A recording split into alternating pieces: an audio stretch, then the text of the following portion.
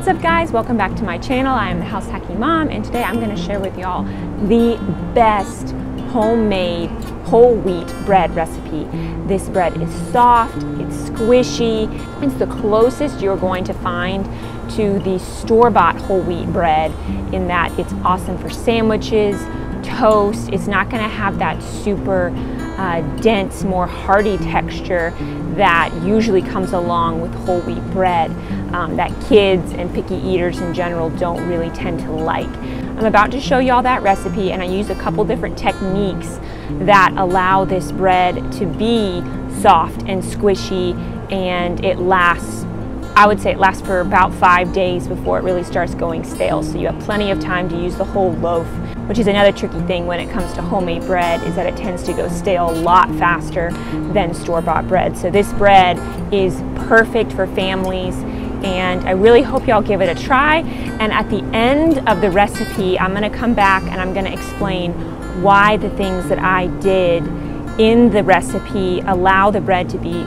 so perfectly soft and squishy. So I really hope y'all stay to the end of the video and learn a little bit more about bread making and just add some knowledge to your bread making repertoire.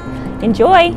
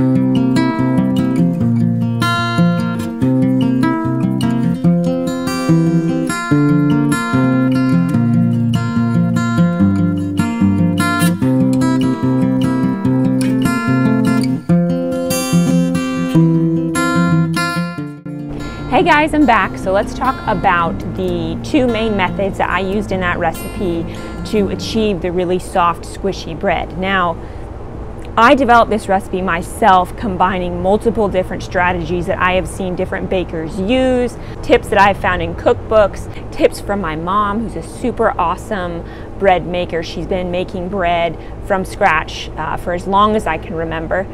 And just tips I found here on YouTube as well. I combined all that knowledge and was able to come up with this loaf of bread that my husband, who does not like traditional whole wheat bread, homemade whole wheat bread, he found it way too dense, way too hearty. He didn't enjoy it. He wasn't used to that flavor. And if you've ever eaten 100% whole wheat homemade bread, which is different from the stuff they have in the store, okay? The stuff that they have in the store has additives and pectin and things in it that allow it to maintain that super fluffy, soft texture that you also have in white bread that is naturally not in whole wheat bread. Whole wheat bread is naturally much heartier because the gluten level is less and because it also has that bran component in the flour. So the way that I combat the fact that whole wheat flour has less gluten, has the bran, so that takes up some of the ratio within the recipe. And the gluten strands, the gluten structure is what is able to capture the gas that the yeast makes. So you need some gluten, and naturally, because of the bran within whole wheat flour, it just doesn't have as high of a gluten content. And the way we combat that in this recipe to make up for some of the loss of gluten from using the whole wheat flour, we use 1/3 of the recipe is bread flour. And bread flour has an even higher gluten content than even all-purpose flour, all-purpose white flour. So that makes a big difference in the bread being able to have some of that flexibility, some of that chewiness, and it's going to keep your bread lighter than if it was 100% whole wheat bread.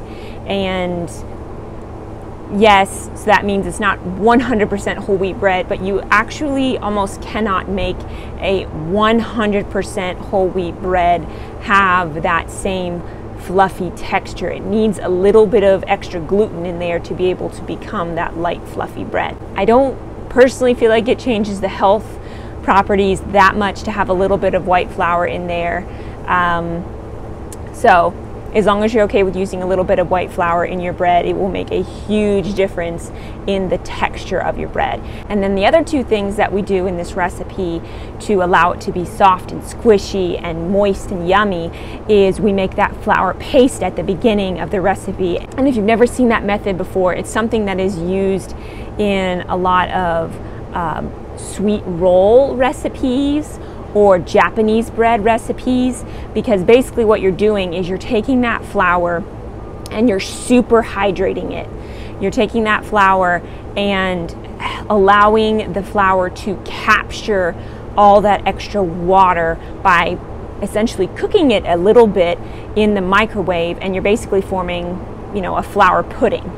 And by doing that, you are able to put a higher percentage of water in your recipe than you normally could, because the dough would just be sloppy and just wouldn't hold shape at all. But by kind of cooking that flour a small amount, it's able to hold on to that water, and you can add that extra water to the recipe to make a moister, softer crumb, and it will help your bread stay moister longer. It will have a longer shelf life. And then the last thing we did to help the bread be softer and moister is we gave it that extra 15 minutes of time after we had just barely formed that rough ball of dough. We let it rest covered for 15 minutes, and that's called autolace. I might not be saying that exactly right, but I'll spell it out for you here. And what that does is it allows the flour in the dough to absorb the water a little bit better, to hydrate the flour a little bit better. And you do that before you add either the salt or the sugar, because both of those things can inhibit that process and can inhibit the yeast. So it kind of gives the yeast a chance to really kickstart and get going without being hindered by the salt and the sugar. And it also allows the flour to, again, have that time to become extra hydrated, and it allows your bread to hold more moisture better, have a better texture, and much easier to roll out.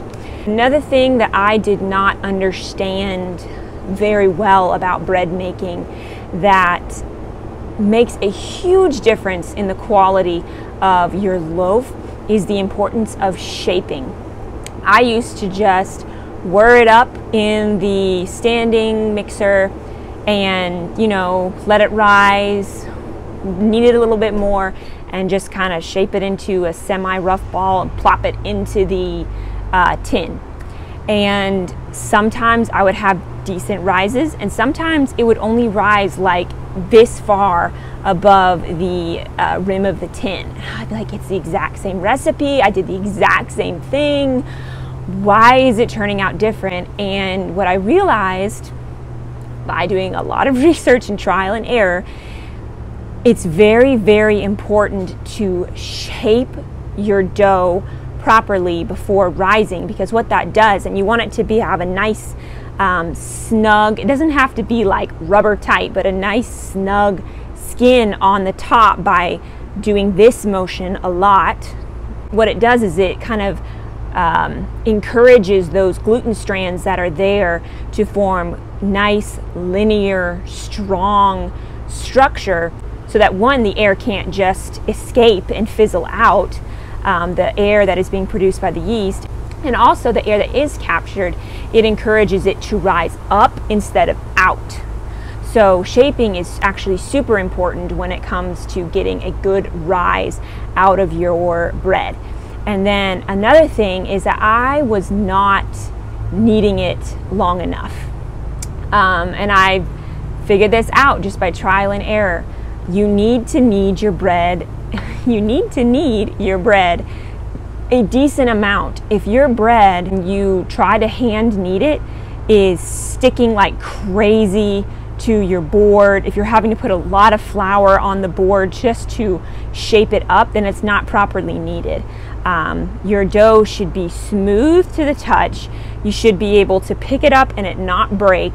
It should be stretchy and strong and smooth.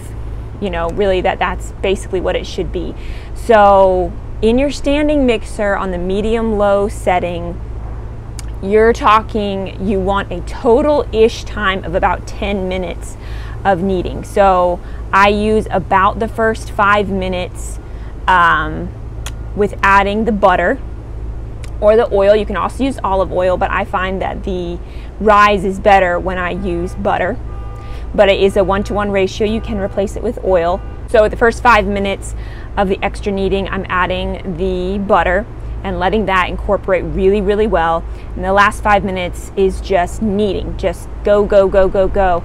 And it makes a big difference in the quality of your bread and the texture of your bread.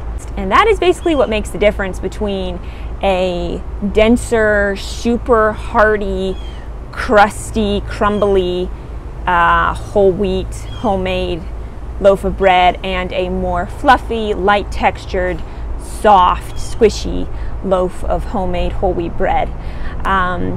The butter, by the way, is optional. You do not have to add the butter. That's completely optional. What the butter does is it will obviously give you a softer, more tender crumb, because that's what butter does to pretty much everything, and adds a nice, subtle, buttery, rich flavor. It also, because of the fat inside the bread, it's going to help it maintain its moist texture, so it will give it a longer shelf life. So you don't have to put any fat in your bread at all and it'll be just fine, but it's going to stale faster. So that's kind of your choice. You also don't have to put any sugar in your bread either, but again, it adds that nice dimension of flavor to your bread, especially if you use honey, because honey has a nice flavor to it and it is good for you. but it's not necessary. The one thing you cannot take out of any bread recipe is salt. You have to have salt. If you don't put salt in there, it's just going to taste like cooked flour, and it's gross. So make sure you never ever forget your salt. If you were wondering, the reason why I weigh all my ingredients in this recipe is because that is the only way to make sure that your ratios are the same, and that's what matters a lot when it comes to bread making, is the ratios of fat to salt to flour to water, mainly the ratio of the flour to the water. And if I measure out with a scoop measure the volume of flour, and then someone else does the same recipe, it's going to vary by as much as a couple tablespoons depending on how you measure your flour. So the most accurate way to do it is with a food scale. If you don't have one, you can just convert the recipe. Basically, 1 cup of flour is about 120 grams. So you can try to finagle the recipe that way, but it's so much easier just to have a food scale, and I know most people have one of those in their house. So that was a ton of talking, and I hope I haven't bored you to tears, but those are some things that I have learned over the last 2 months where I have really tried to hone my homemade bread making skills. If you have any questions or you need to troubleshoot the recipe, if you're having trouble with the recipe in one way or another, just drop it down in the comments below and I will definitely try to answer. Thank you all so much for watching. I'm the House Hacking Mom. Please hit the like button and subscribe for more videos about frugal living, healthy eating, and minimalist parenting. Bye!